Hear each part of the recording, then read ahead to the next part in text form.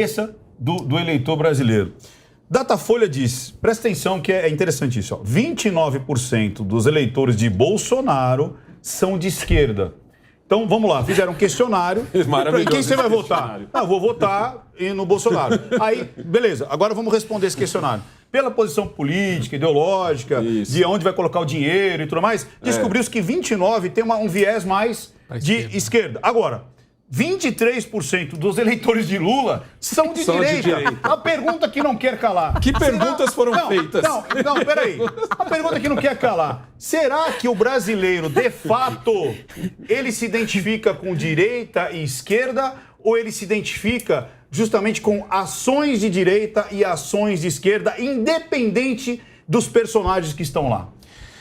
Olha, Ricardo, o que nós temos aqui é uma dificuldade, eu acho, do eleitor brasileiro de se identificar com esse rótulo. Isso. Né? O que é direita, o que é esquerda. Esses limites, né, do que identificam historicamente a direita e a esquerda, eles estão hoje muito esmaecidos, essa que é a verdade. O que temos hoje de concreto no país é essa polarização, essa tensão que nós estamos assistindo e que está personificada nos dois pré-candidatos que se colocam. O presidente Bolsonaro, que se coloca como pré-candidato à reeleição, e o ex-presidente Lula, que buscará um novo mandato.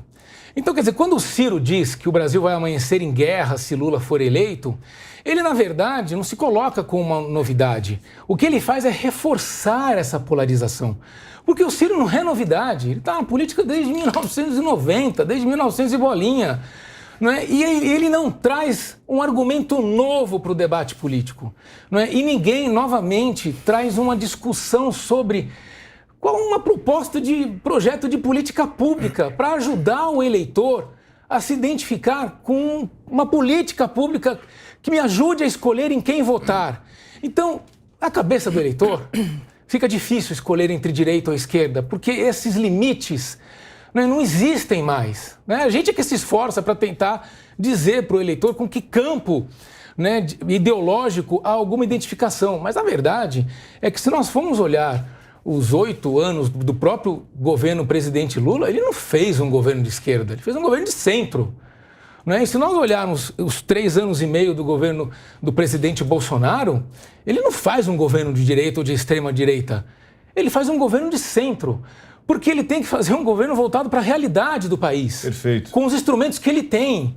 Então isso talvez explique essa zona cinzenta, né, com os de esquerda que se identificam com o presidente Bolsonaro e os de direita que se identificam com o ex-presidente Lula. É por aí que eu vejo. É uma coisa que a gente não consegue apagar, é a corrupção. Né? Então, independente das ações, eu acho que trazer essa pauta e descobrir quem que é realmente aquela pessoa que meteu a mão no nosso dinheiro, que é muito importante. Agora, olha que interessante, Capês. De novo, né? As pessoas... eu vi no jornal até aqui da casa dizendo o seguinte, a campanha não começou.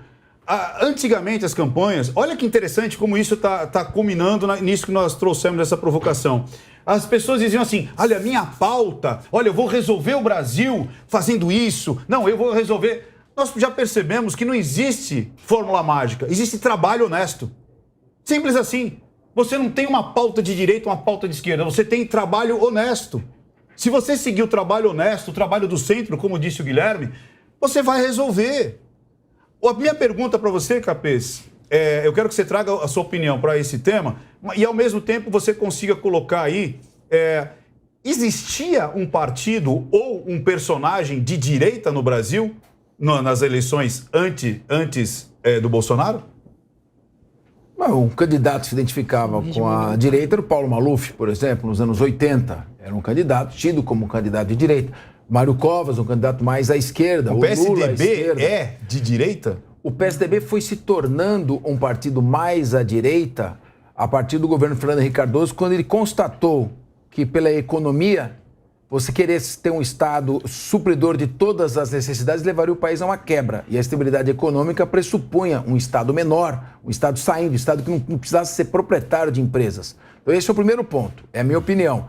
Ou seja, o PSDB ele acabou guinando para a direita, muito mais por uma questão pragmática de constatação de que uma visão de esquerda vai quebrar o país por uma pura razão de que não há recursos suficientes num Estado que queira abranger todas as áreas e suprir todas as necessidades. Então foi a realidade. Essa é uma questão, é a realidade econômica, não uma questão ideológica. Agora eu quero responder em 3 pontos rápidos a sua questão. Primeiro, Vamos lá. não vai haver guerra nenhuma no dia seguinte. Concordo. Seja eleito Bolsonaro, seja eleito Lula, seja eleito alguém da terceira via. Não haverá golpe, nunca houve qualquer chance de golpe. Eu estou afirmando isso para vocês com absoluta certeza. É impossível.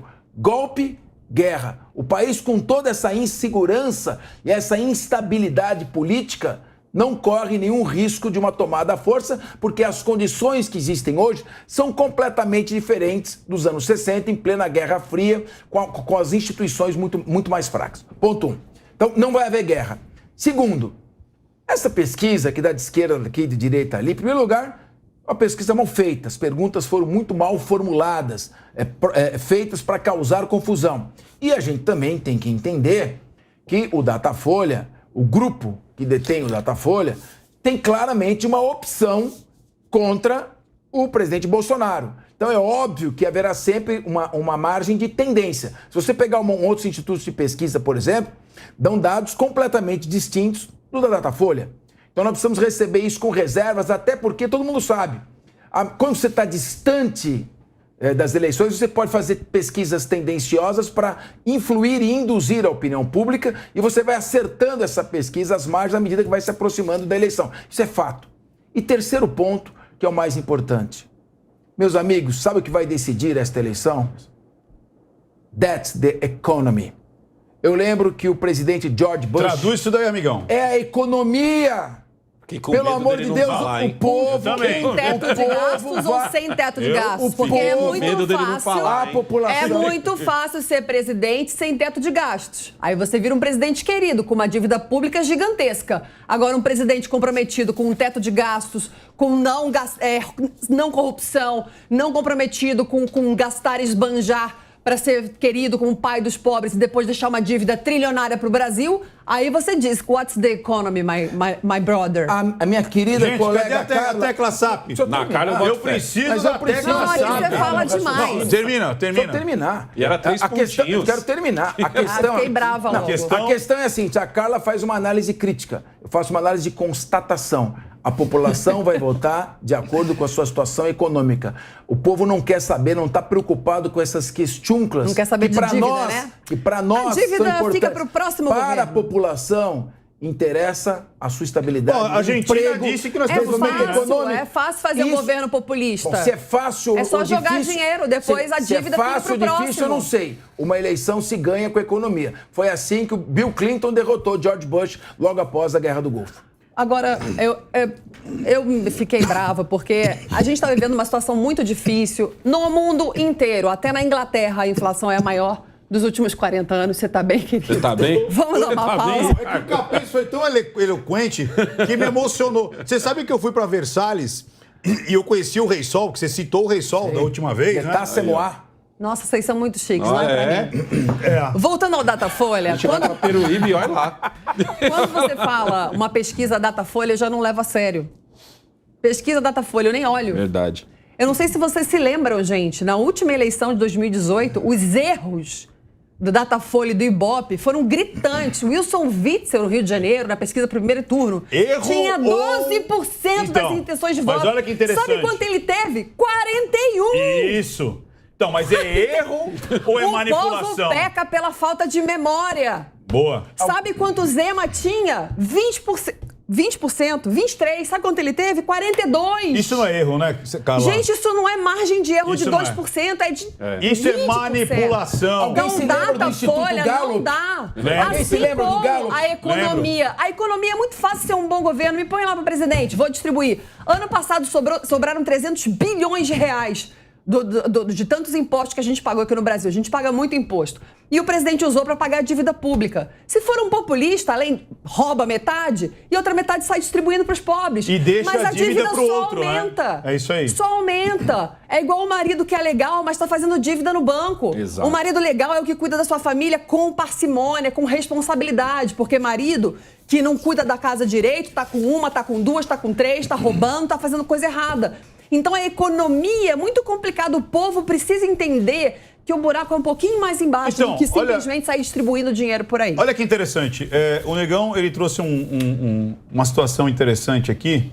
Eu quero perguntar para você, né? A Carla trouxe o pai que faz dívida. Eu pirei, né? Para deixar né, a família feliz, porque está conseguindo pagar lá a Netflix. Outras mulheres para esse pai aí. Atacou diretamente. Cidadãos, por favor, linha de frente. Linha Negão, direta. você já estourou o cartão alguma vez? Não, graças a Deus. Nunca estourou? Eu procuro Mas até você não conhece usar o pessoas cartão. que estouram o cartão? Um monte. Ou gastaram dinheiro mais do que o necessário? Um monte. O que acontece a longo prazo de uma pessoa que acaba estourando o cartão, aí pega dinheiro para pagar o cartão, depois para pagar o cheque especial?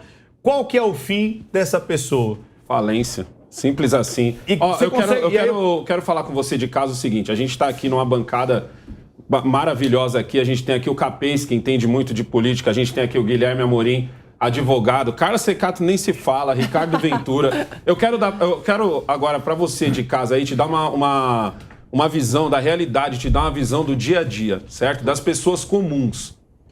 Vamos supor que o Bolsonaro ganhe em outubro. E o que eu acredito que o Lula não está se esforçando nem um pouco para ganhar essa eleição. Quem está se esforçando por ele é a mídia. Para mim, o Lula nem quer ganhar.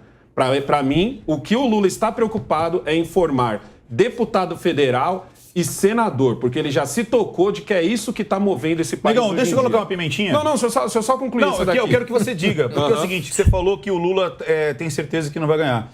Eu já ouvi rumores até que eles só tiraram ele da prisão e colocaram ele para derreter o Bolsonaro para surgir a terceira via. Não, como isso não esquece, surgiu a terceira via, Teorias, agora você falou, ele fica ali sem... Teorias. Tipo, e aí, vou fazer o quê aqui? Tanto que Não, se você nada observa a base bolsonarista, ela não tem a mesma preocupação que o pessoal do PT tem. O pessoal, esse plano de governo do Lula, esse plano absurdo que ele colocou, se você parar para prestar atenção, os candidatos, os pré-candidatos, desculpa agora, do PT e dos partidos de esquerda, eles não vão por essa mesma linha, eles estão indo por outra linha.